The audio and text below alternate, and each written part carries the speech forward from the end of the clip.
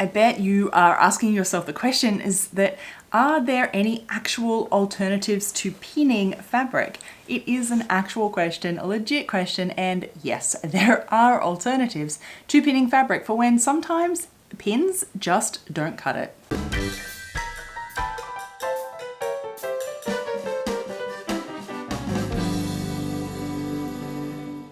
My sewing friends, welcome. My name is Evelyn Wood and I'm the creator of VintageSewingSchool.com, and here on this channel we talk everything garment sewing so you can create the garments of your dreams. Do check if you're subscribed down below so YouTube can show you all my future videos. Now, this question of are there actual alternatives to pinning? Now, yes, of course there are. So there are many different reasons why you might need to have alternatives to pinning. And so, well, there are going to be obviously unique different situations. And so there's not one alternative that works for everything. Think of pinning as the standard that encompasses pretty much everything in sewing that we could do. But the alternatives might only work for certain things that we might do. For example, some might only work for seams. Others might be great for hem, if you're pinning hems, a replacement for that. Others might only be a good replacement for a zip or something complicated, but not be good for a seam. So always take any of these with a bit of a grain of salt. And I'm going to walk you through different alternatives and what they're good for and what they're not good for, so that you can maybe then, pick whatever situation you have and find out if there is something that you might have an alternative to. Basically, for me, these alternatives are only used very, very few and far between because pinning is the standard, as I said. And the first one, nothing. Yeah, nothing is an actual thing. So I talked about in this video recently about getting better at actually sewing. Like, this is the skill of sewing, is being able to manipulate and maneuver the fabric at the machine so you can ease it in as you sew, and you tell the fabric what to do.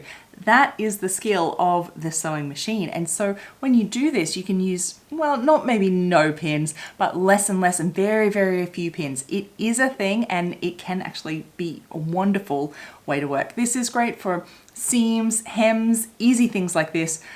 Tricky areas like zips, or if you're gathering in different areas, obviously you're going to need some more stability and you need something more permanent, but nothing is an actual alternative. Wonder clips. I bet you've heard all about these or seen these little things. Recent, they have become quite popular and on trend. So these are just basically little plastic clips that you would clip your fabric together instead of pinning it. So these are more of a quilting thing, and they work great for things like quilting, where it's straight lines, straight seams, pretty easy tasks. These can work wonders. A lot of people love and swear by these things, so they might just be for you, particularly if pinning and like using your hands is not quite as convenient maybe as it used to be. These can be lifesavers.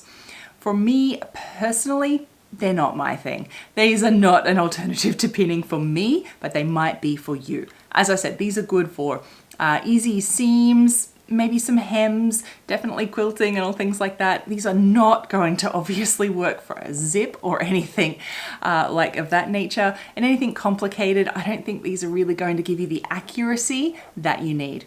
But they're also great for tricky things, as in unusual things like leather. For example, you can't pin leather, so you need some kind of clip, or millinery, or something real different like that. These would actually really be useful. But you don't even need wonder clips for that. If you have something unusual in time like that, you can just use binder clips. You could use a paper clip. Basically something when pins, like you can't actually pin through the fabric, any kind of clip will work. Another alternative to all these pins is a fusible tape.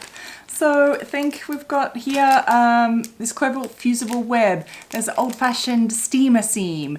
All these types of things are basically tapes that fuse and kind of glue two bits of fabric together. You can make your own with a double-sided interfacing, or a wash away interfacing is really good for that too, and just cut yourself strips to use in that same sort of way.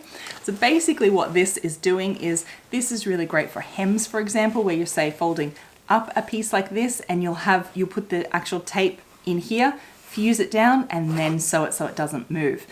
this is not going to work for a seam because you'll see the tape. So really only hems and something like that this can be useful for. It does have its place. A lot of people love it. I don't think it's going to give you a lot of accuracy in lots of things because remember, if you're then using the iron, you have to be just as good at the iron as you are at the sewing machine when you're pressing that down and putting it in place. So it does have its place for different types of things. But a fusible tape is an option, and it might be the option you need for something. But for general sewing for garments, it's probably not going to be the most likely solution to alternative to pinning, except for maybe those hems, as I said. Oh, and if you get it wrong, of course, it's really hard to undo because you've actually glued your fabric down. So take that one with a little bit of care. Pattern weights. So this is an alternative to pinning when you are actually laying out your fabric and you're getting ready to cut it out. You can use pattern weights, so rather than pins, because I know a lot of people, I know a lot of you struggle with trying to put the pins in, and it can be tricky at first, but I do recommend sticking with it because you will get it. But a really great alternative is pattern weights, where you just weigh down your pattern. You would actually trace around your pattern with chalk, and then you take your pattern off and then you cut around it. You still need to weight down your fabric when you're cutting it out, but that's what you can do. So it'll only usually is really good for when you have a heavier weight of paper, something that holds its own shape. When you try and do this with tissue paper, it's not going to work very well at all. You'll just, you know what tissue paper is like. Yeah, you really need to pin down tissue paper. But if you have something more rigid, this method might work for you as well. And it can save a lot of time. It is how my patterns are made out of the brown paper. I make my own, of course. And so this is the method that I use for tracing out my patterns and paper. I love it. And pattern weights don't have to be fancy at all. Anything small and weighted that you can pick up and move around is a pattern weight. And basting. This is probably my favorite because I think it is actually the most legit alternative to pinning for almost every situation. So you would baste. What do I mean by basting? Basting is a temporary stitch that we do. It can either be by machine, but generally you'll be wanting to do this by hand. Just a needle, use a contrast thread, a single thread. You don't tie it in a knot or anything because you'll actually take it off after. And simple, like in, out, in, out, in, out. You're temporarily stitching it in place. So if you have this already stitched with basted with your thread, when you go to the machine, it can't move anywhere. It's impossible. So it's kind of like the fail safe. If everything else fails, baste what you've got and then sew it. Guaranteed, it's a fail safe way. So you would remove the basting after, once you have sewn it, of course. So this is perfect for pretty much every alternative to pinning. You could baste your seams before you sew them. You could baste your hems before you sew them on the machine. You can baste zips, you can baste your gathers, you can baste every difficult area. This is definitely what you want to do in any tricky situation, is use a hand basting to baste it all in place before you go to the machine. As I said, you're guaranteed to get the result, and it's a great alternative. Trust me, it doesn't take as long as you think, particularly when you just work it into your routine. And basting is definitely my preferred method of alternative to pinning when pins just don't cut it. And remember, sometimes even different types of pins might be what you need. You could have really long florist ones, for example, short little ones, or even fine little glass pins. So don't rule out pins as just in all pins are the same too. There are different types of pins that might be what you need for a different situation too. So keep that in mind.